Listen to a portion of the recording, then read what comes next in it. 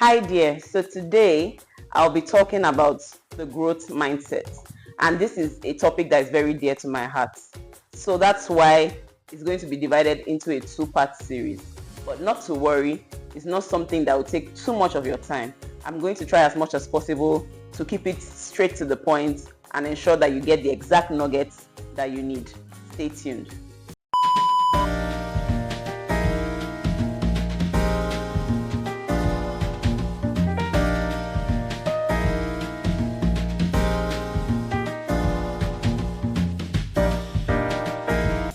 Building a growth mindset is something that can potentially change your life for the better. No jokes. I know firsthand what having the right mindset can do to you, so I can tell you for free that it does work.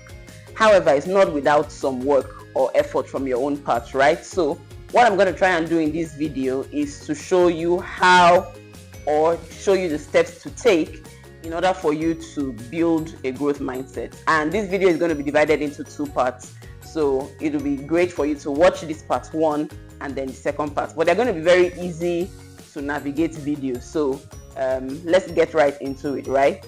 So the growth mindset, first of all, has to be defined. And this is not by any scholar, but by me. The growth mindset is that state of mind that enables you to be able to do things even when they seem impossible. Try things even when it doesn't look like there is any hope. And I would say that this is the best frame of mind from which to operate in the world that we live in today.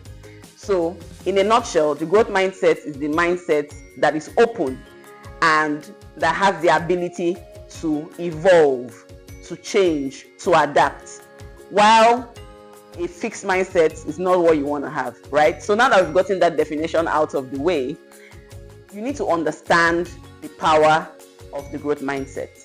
Understanding the power of the growth mindset basically enables you to use it to your advantage, right? So if you already know that things are not as they seem, but I'm deliberately conditioning my mind to focus on changing this narrative from negative to positive, then you've done half of the work, right? So a typical example would be someone who is looking for a new job and is just wallowing and saying, oh, I need to get a new job, I'm looking for a new job, things are hard, there are no jobs out there, the government is not providing jobs, all these industries are laying off people, there's doomsday coming, dwelling on the mindset that will not help you move forward. Compare this to somebody who is looking for a job, has taken time to work on or modify their CV, make some necessary adjustments. In fact, you don't even need to look too far these days. AI can help you, right? At least for a start. Put something tangible and decent together. Consciously begin to send it out to people within the industry that they want to apply to. So say, hey, I'm job hunting. These are my skills. I'm trying to improve this and this. I'm looking for new opportunities. Kindly help me. Whether or not those CVs end up in the junk mail or in the bin of these people that they've handed it over to, that effort that they've put into pushing themselves forward and out there has already done something to their mindset. It has already brought them out of the wallowing and elevated them one or two steps, above somebody who is not doing anything about their situation, right? Of course, then the part where the sustainability of that tempo needs to come in, will be discussed. But the first thing first is that they've taken their time to do the needful. And then as you're doing this needful, you find that there's a lot to be improved on, right? So people can even give you feedback and say your CV is not well tailored. Oh, I'm not looking for anybody now, but I know someone who is looking to hire, and then introduce you. But the point is that because of your growth mindset, you've created deliberately directly or indirectly created the environment that will enable you to continue to put one foot in front of the other, even if you're not seeing tangible results yet. So now that you understand the power of the growth mindset and you've put yourself there, the next thing would be for you to embrace challenges. Trust me, it's easier said than done. I can tell you for free as well. A lot of things I'm telling you for free today, but I'm sure you get the drift. right? When someone says embrace challenges, it looks like, oh, just go out there and hug the next challenge that you see. No, it actually comes from persevering after you've done your part, right? Because it's one thing to have the growth mindset, it's another thing to get things going. Now we're talking about sustaining it. Challenges will now begin to show up, So for example, continuing with the job hunting CV revamp example, you then get a lot of rejections. People are saying, oh, I'm sorry to inform you, but you didn't make it this time.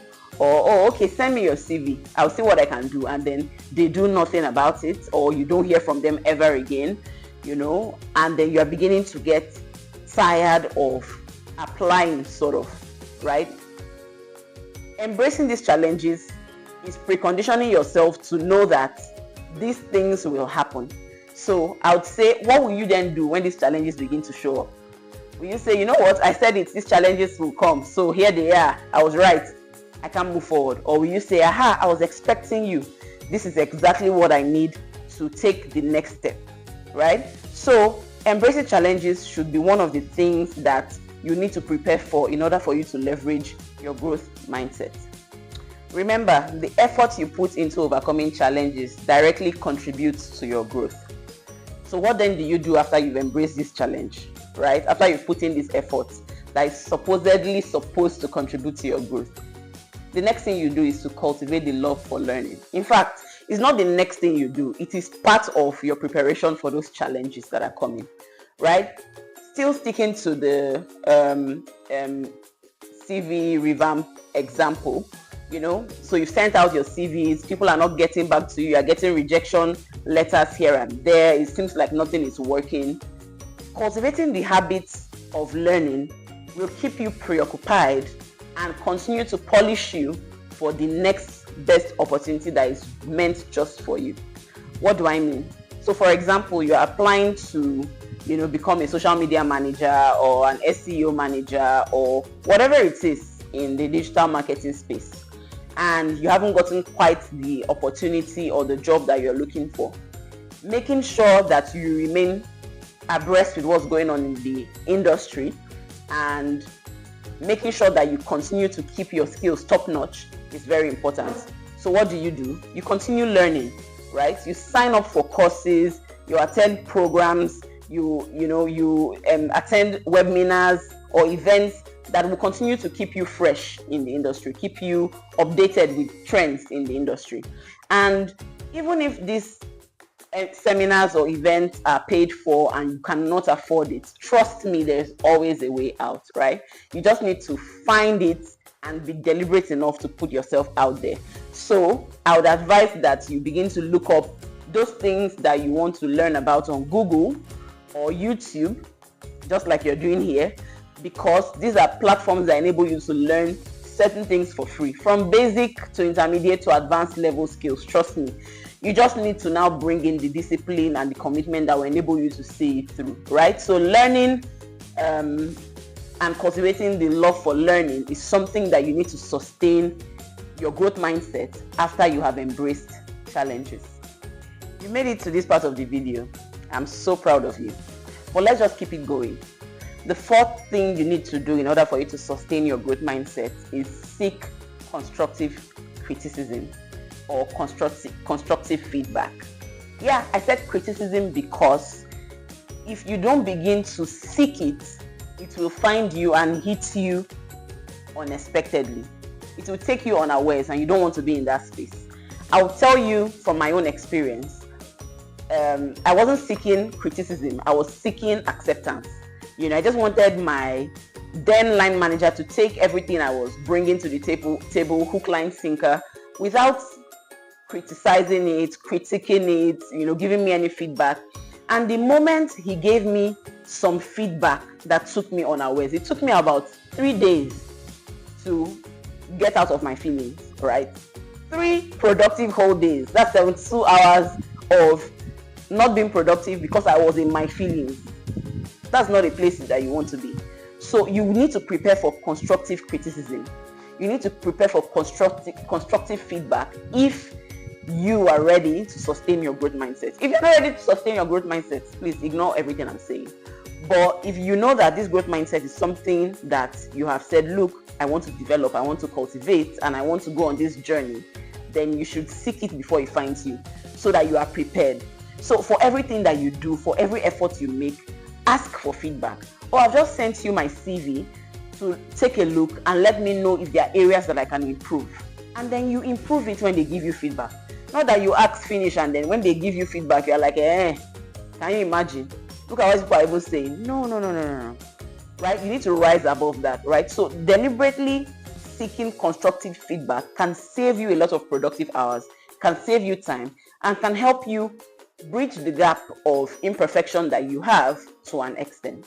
The last tip I'll give you with regards to sustaining your growth mindset is replacing negative words with positive words, or replacing negative thoughts with positive thoughts. Even when you can't avoid replacing them, you can ensure that you always end your thoughts or your words on a positive note. So for example, instead of saying, I cannot do this, you can say, I cannot do this yet.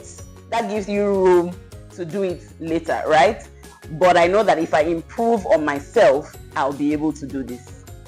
Just by tweaking your can't or cannot with you can, or with you cannot do it yet, gives you that room to improve and gives you another chance to try again, right? So for your growth mindset journey, you need to ensure that you constantly, deliberately create an environment that enables you to push forward positivity in what you're doing.